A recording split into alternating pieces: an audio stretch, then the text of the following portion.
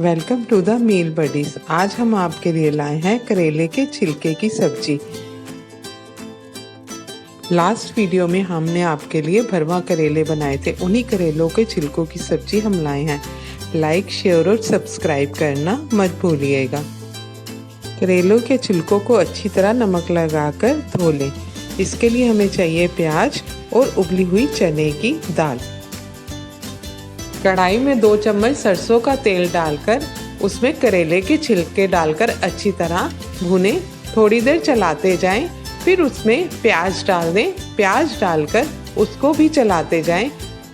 इस तरह से शैलो फ्राई करने पर करेलों के छिलकों का कड़वापन भी निकल जाता है और वो टेस्टी भी बनते हैं। अब उसमें उबली हुई चने की दाल डालकर तीनों चीज़ों को धीमी आंच पर 5 मिनट तक अच्छी तरह भुनें।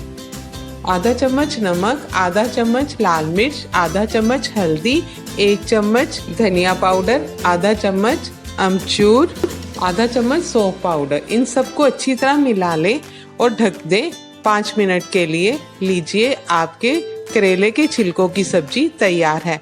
हमने इसे भरवा करेलों गर्मा गर्म तंदूरी रोटी के साथ सर्व किया था। लाइक, शेयर और सब्सक्राइब करना मत भूलिएगा।